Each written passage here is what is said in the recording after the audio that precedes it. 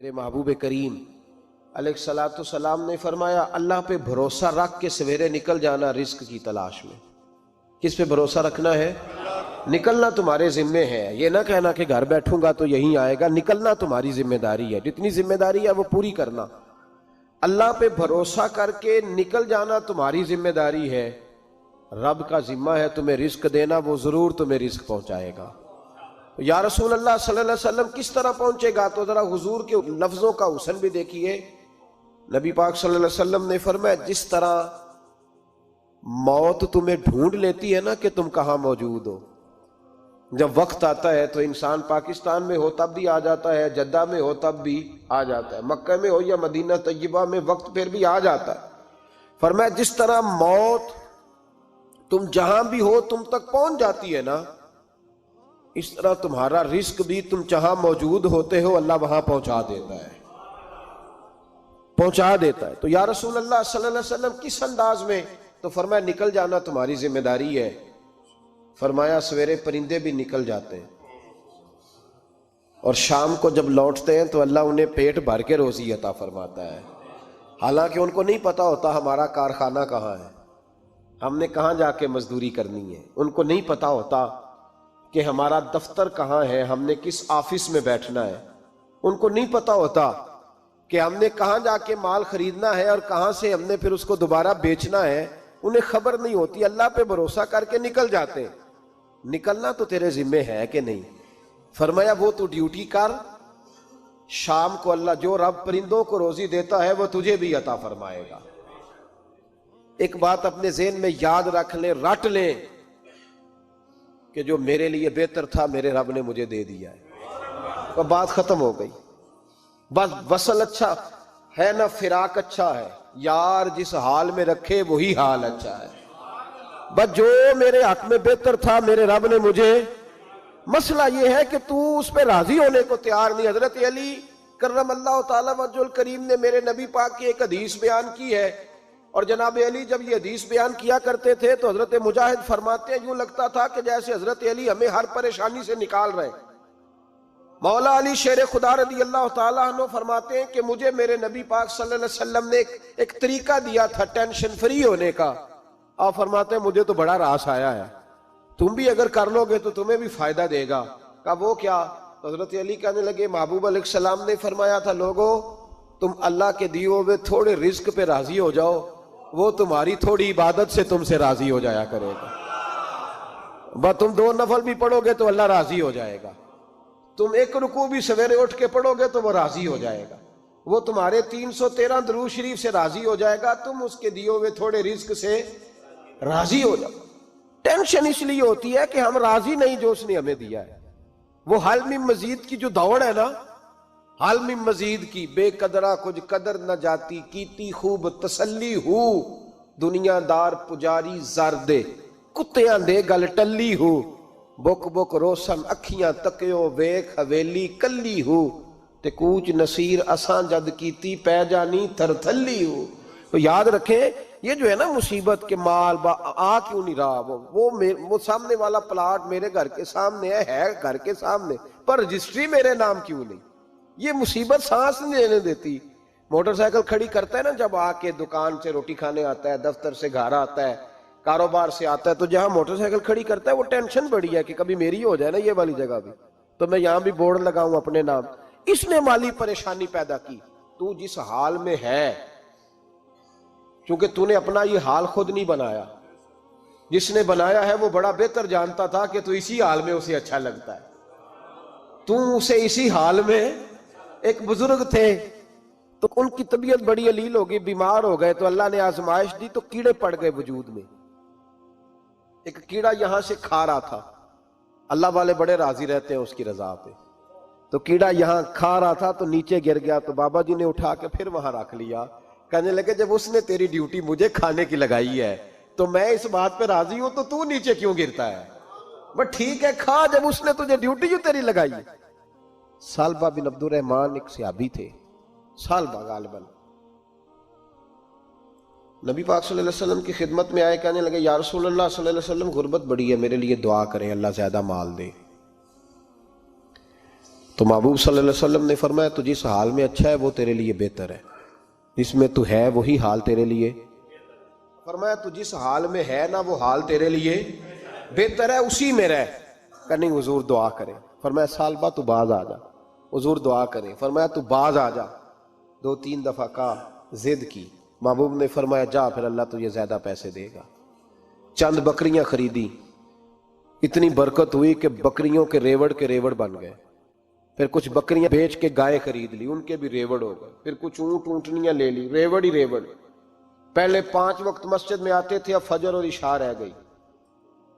پھر مال زیادہ ہوا تو مدینے شہر میں کوئی جگہ ہی نہیں، مدینے سے باہر حویلی خریدی، پھر جمعہ ہی رہ گیا، جمعے کے جمعے آتے۔ زکوٰۃ کا حکم آیا، میرے نبی کریم علیہ السلام نے حضرت ابو ہریرہ کو بھیجا، فرمایا جا اسے کہہ تیری زکوٰۃ بنتی ہے 2.5%۔ سالبہ کے پاس حضور نے پیغام بھیجا، پہلے تو کہا تیرے لیے بہتر نہیں مال، جب اصرار کیا تو اب بڑی برکت ہو گئی، بڑا آیا تو فرمایا زکوٰۃ دے، 2.5% زکوٰۃ ہے۔ اب جب سوچا کہ 5 اونٹوں پہ ایک بکری جائے گی اور بڑا سارا مجھے دینا پڑے گا، اب جب غور کیا تو یہ تو نہ کہا کہ میں نہیں دیتا۔ حضرت ابو ہریرہ سے کہنے لگے نبی کریم علیہ السلام کی خدمت میں عرض کرنا کہ میں خود آؤں گا۔ حضرت ابو ہریرہ نے آ کے عرض کی یا رسول اللہ صلی اللہ تعالی علیہ وسلم، حضور وہ کہتے تھے میں خود آؤں گا، تو کہتے ہیں محبوب نے ٹھنڈی سانس لی، فرمایا اسے کہا تھا کہ تیرے لیے مال بہتر نہیں، اب ہلاک ہو گیا، ہائے افسوس ہلاک ہو گیا۔ ان کو بھی تھوڑی دیر کے بعد احساس ہوا کہ یہ میں نے کیا کیا، نبی پاک کوئی کہہ دیا نہیں ہے، حضور کو کہہ دیا بعد میں آؤں گا۔ اب دوڑے آئے، عرض کی حضور میں سارا کچھ لے کے آیا ہوں، قبول کر لیں۔ محبوب نے فرمایا گویا بلال حبشی کی خشک کھجور بھی قبول ہے، اور صہیب رومی ایک اٹی بان کی لائے تو وہ بھی قبول ہے، اور عمار بن یاسر اور مصعب بن عمیر اگر 2 دینار دے جائیں اور کوئی پرانا جوڑا کسی سپاہی کے لیے چھوڑ جائے تو وہ بھی قبول ہے، لیکن تو اپنا لاکھوں لے کے چلا جا، تیرا کوئی نہیں قبول، معاف کر دیں۔ فرمایا جا معاف کیا، پر پیسے لے کے نہ آنا۔ اگلے سال پھر آئے، بندے ہوئے ہاتھ ہیں، محبوبہ میں دولت کا کیا کروں گا، آگ لگانی ہے، قبول کر لیں۔ فرمایا تو لے جا، تیرا نہیں قبول، گرا جو ان کی نگاہ سے وہ سنبھل نہیں سکتا۔ حضور نے وصال ظاہری کیا تو جناب صدیق اکبر کے پاس آئے، لاکھوں کا مال، ابو بکر قبول کر لو، تو جناب صدیق اکبر کہنے لگے اس کا کر لوں جس کا نبی نے نہیں کیا، چل جا کوئی نہیں چاہیے۔ حضرت عمر کے زمانے میں قحط پڑ گیا، بارشیں نہیں ہوتی، غلہ نہیں ملتا، حالات خراب ہے، مالی طور پہ بحران آ گیا، غربتیں، مجبوریاں، تکلیفیں، آ کے روئے، عمر میرا قبول کر لو، مجھے معافی تو مل گئی تھی نا۔ فرمایا معافی اپنی جگہ پہ، پر جس کا مصطفیٰ نے قبول نہیں کیا۔ بہت سارے لوگوں کو پتہ ہی نہیں کہ ان کا قبول ہی نہیں ہوا، اور وہ الجھے ہوئے، انہیں خبر ہی نہیں کہ اصل بات کیا ہے۔ فرمایا جس کا مصطفیٰ کریم نے قبول نہیں کیا، اب ہیرے اور جواہرات بھی لے کے آئے تو بھوکے مریں گے، پر اس کا قبول، اس بات پہ راضی رہو جس حال میں اللہ نے رکھا ہوا، اس حال میں راضی رہو۔ یہ جو مصیبت ہے نا دیکھنی کہ وہ بھی میرے پاس، تمہیں کیا پتا، کبھی پوچھ تو صحیح اس سے وہ کس مصیبت کا شکار ہے، جو مالی طور پہ بڑا امیر ہے، تو اس کی طرف دیکھ کے اپنا دل برا کرتا ہے۔ بس جس حال میں رب نے رکھا ہے اس حال میں رہ۔ حضرت عثمان غنی کے زمانے میں تو وہ وصال کر گئے، لیکن بھائی تو جس حال میں تیرا رب تجھے رکھتا ہے اس حال میں رہ، تیری مالی پریشانیاں ختم ہو جائیں گی۔ اور پھر مالی پریشانیوں کے کچھ اور اسباب بھی ہیں۔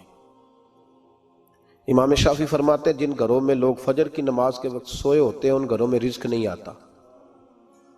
آپ فرماتے ہیں فجر کا وقت اللہ کے دینے کا وقت ہے، اس وقت اللہ بانٹتا ہے۔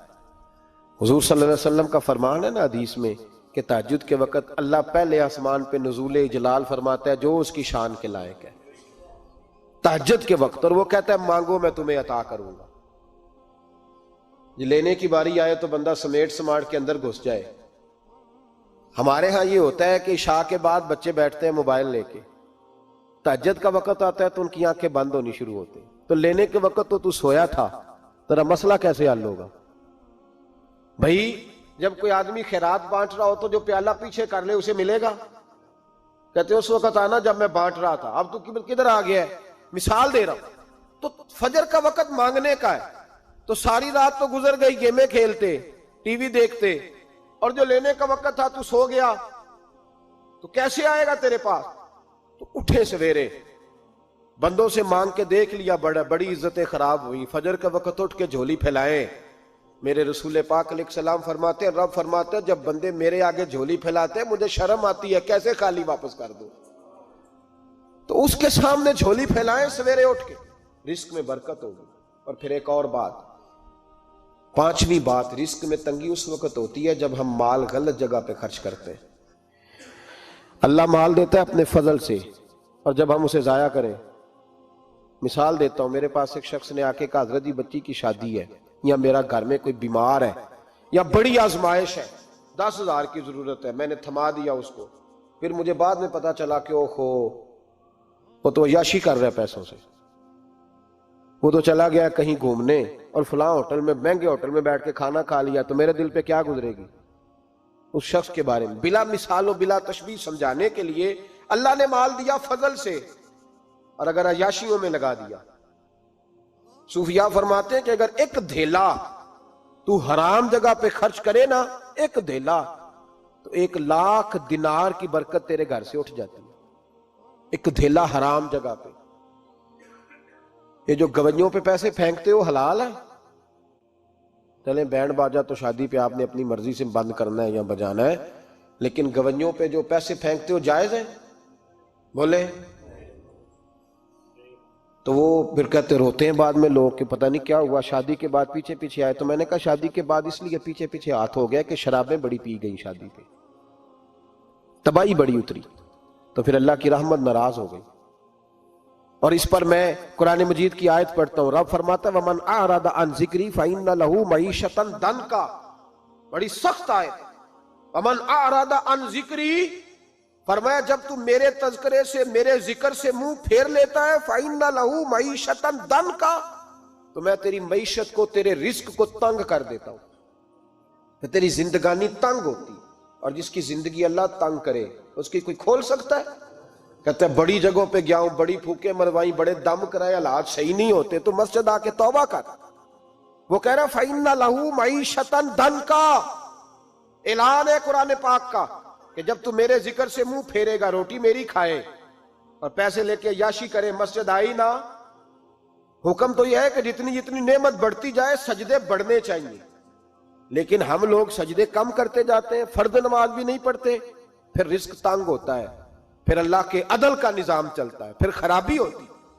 اس لیے یاد رکھیں قرآن مجید نے حکم دے دیا کہ اگر چاہتے ہو کہ رزق میں برکت ہو تو پھر رزق دینے والے کے آگے جھک جاؤ، پھر رزق دینے والے کے آگے جھکو. تو مالی پریشانی کا بہت بڑا سبب یہ ہے کہ ہم مسجد کی طرف نہیں آتے، دین کی طرف نہیں آتے، پیسہ ناجائز جگہ پہ خرچ ہوتا ہے. غوث اعظم رضی اللہ تعالیٰ عنہ کی خدمت میں ایک شخص آیا، اس نے کہا حضور بڑی تجارت کرتا ہوں، کام نہیں چلتا. فرمانے لگے اب تو اللہ سے تجارت شروع کر دے. کیا مطلب؟ فرمانے لگے 10 کمائے تو ایک اللہ کے رستے میں دے، رب کریم اس کے بدلے میں تجھے 70 عطا فرمائے گا. اس نے کہا حضور اس طرح کروں؟ فرمایا تو یہ کر کے دیکھ، عبد القادر جیلانی وعدہ کرتا ہے اللہ تیری مدد کرے گا. غلام کہتے ہیں وہ 6 مہینے کے بعد آیا. پہلے جب آیا تھا تو پیدل آیا تھا، 6 ماہ کے بعد آیا تو 6 اونٹ تھے اس کے پاس، اور آ کے حاضر ہوا تو کہنے لگا حضور زندگی پتہ نہیں کہاں گزار دی، کاروبار کا تو مزہ ہی اب آیا ہے، اب مزہ آیا ہے کاروبار کرنے کا، اب مزہ آیا ہے. کہا 10 میں سے 1 دیتا ہوں، پتہ نہیں کتنا مہربان ہے. اور یہ آیت ہے وَيَرْزُقْهُ مِنْ حَيْثُ لَا يَحْتَسِبُ، تجھے وہاں سے دے گا کہ تیرا کبھی گمان بھی نہیں گیا ہوگا. روحانی معاملات کو بھی ضرور شامل حال رکھیں، اور مال مانگے اس سے جو بے حساب دیتا ہے، دنیا داروں سے نہیں مانگے، اس سے مانگیں جو دیتا ہے تو پھر بے حساب ہی دیتا ہے. دعا کرتا ہوں اللہ ہر گھر میں برکت پیدا کر دے، ہر گھر میں فضل کر دے. آخر دعوانا ان الحمدللہ.